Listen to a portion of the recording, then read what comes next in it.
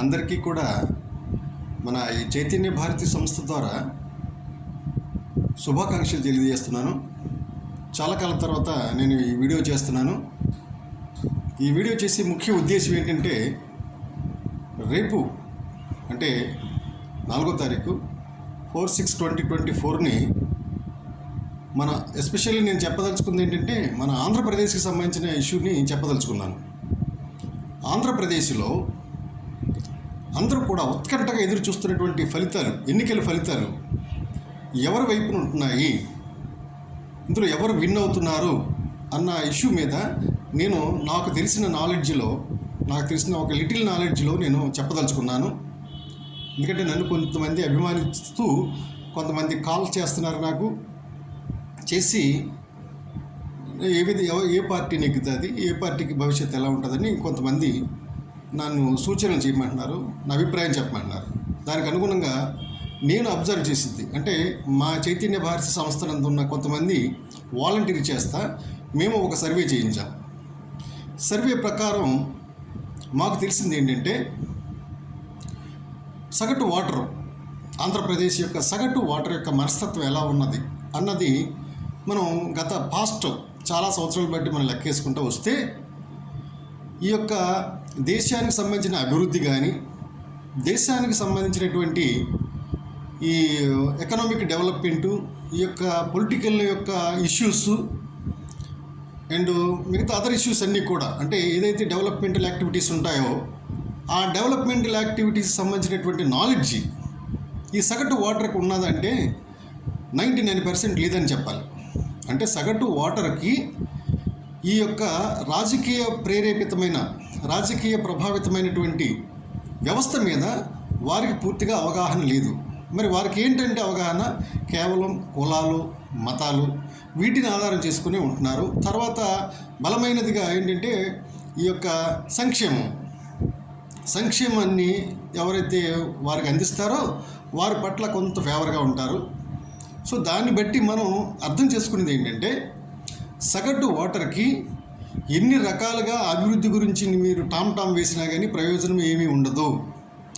అంతర్జాతీయ statistics, GDP ఇలాంటి మాటలన్నీ కూడా వాళ్ళ దగ్గర మాట్లాడితే ప్రయోజనం ఏమీ ఉండదు.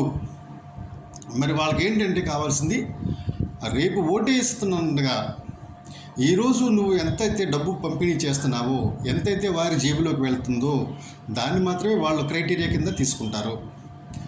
ఆ విషయంలో చెప్పాల్సి వస్తే, మరి ఈ ప్రస్తుత ప్రభుత్వం తమ యొక్క వాలంటీర్ల చేత తమ ఓటర్లు ఎవరో ఐడెంటిఫై చేయడంలో పూర్తిగా సక్సెస్ అయిందని మేము భావిస్తున్నాం.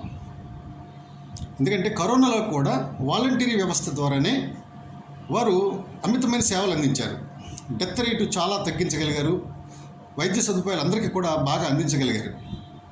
అదేవిధంగా ఇప్పుడు ఈ ఎలక్షన్లో ప్రతి వాలంటీర్ కూడా ప్రతి ఫ్యామిలీలోనూ ఎవరైతే వైఎస్ఆర్సీపీకి ఫేవర్గా ఉన్నారో వాళ్ళని చాలా ఈజీగా ఐడెంటిఫై చేశారు.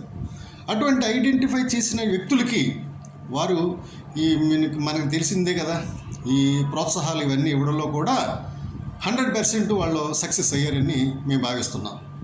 ఇకపోతే అపోజిషన్ పార్టీ టీడీపీ పార్టీ, దానికి చంద్రబాబు గారు నాయకత్వం వహిస్తున్నారు. చంద్రబాబు నాయుడు గారు అంటే ఇప్పటికీ కూడా చాలామంది అభిమానులు ఉన్నారు. ఆయన ఒకరు పోటీ చేసి ఉంటే ఎందుకంటే ఆయన మీద సింపతి కూడా ఉంది. మొన్న ఈ మధ్య జైలుకి వెళ్ళారు ఆయన, ఆ సింపతి బాగా ఎక్కువగా ఉంది వారి వైపుకి. కానీ దాన్ని ఆయన సరిగ్గా యూటిలైజ్ చేసుకోలేకపోయారు. ఆయన ఒక్కడే నిలబడి ఉంటే, టీడీపీ ఎలోన్ ఒక్కటే నిలబడి ఉంటే ఫలితాలు అంటే ఆయనకే ఫేవర్గా ఉండేటువంటి అవకాశాలు ఎక్కువగా ఉన్నాయి. కానీ ఆయన వేరొక వ్యక్తితోటి ఆయన ఏదో పెద్ద ఊడబోటు చేస్తాడు అన్న ఒక ఫాల్స్ స్టాటిస్టిక్స్, ఒక తప్పుడు యొక్క ఈ స్టాటిస్టిక్స్ని ఆధారం చేసుకుని ఆయనతోటి ఈయన అంటకాగి, ఆయనతో పాటుగా ఈయన ఎప్పుడు ఎలక్షన్లోకి వెళ్ళాడు.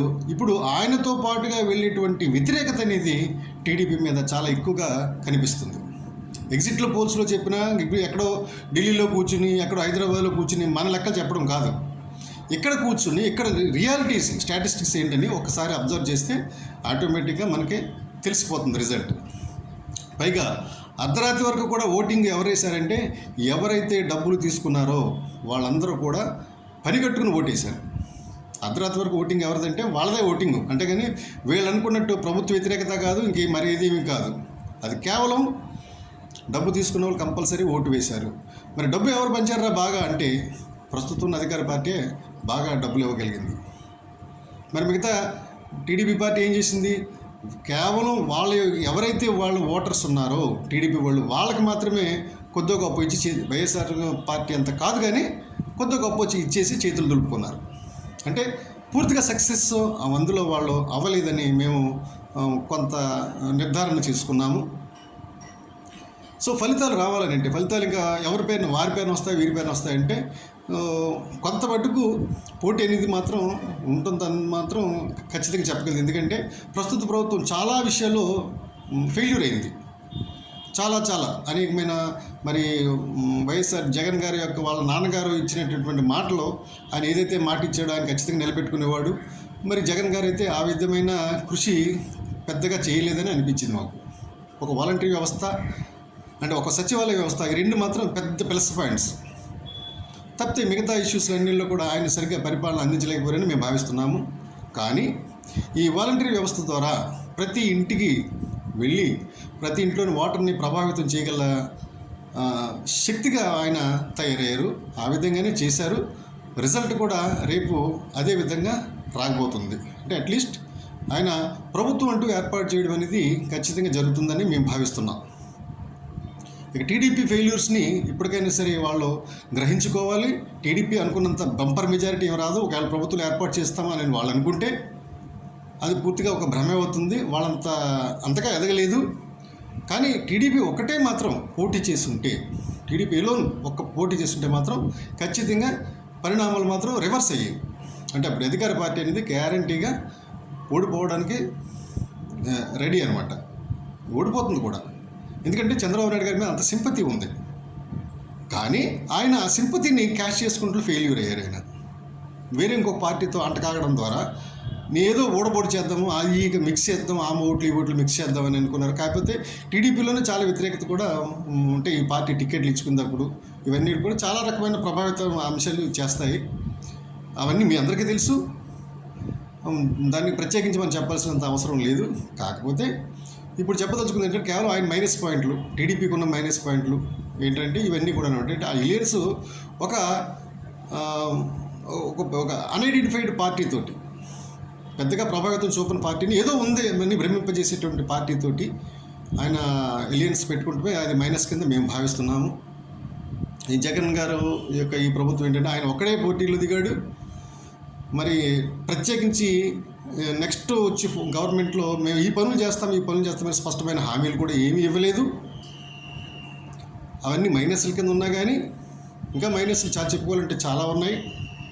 ఒక ప్రభుత్వ ఉద్యోగాల రిక్రూట్మెంట్ చేయడం కానీ, ప్రభుత్వ ఉద్యోగస్తుల్ని చూసేటువంటి విధానం కానీ, ఒక ఐఏఎస్ కోటరీ చేత ప్రభుత్వ ఉద్యోగుల్ని బాధించడం, ఈ విధమైన తప్పుదలన్నీ కూడా ప్రస్తుత ప్రభుత్వంలో కూడా చాలా ఎక్కువ ఉన్నాయి.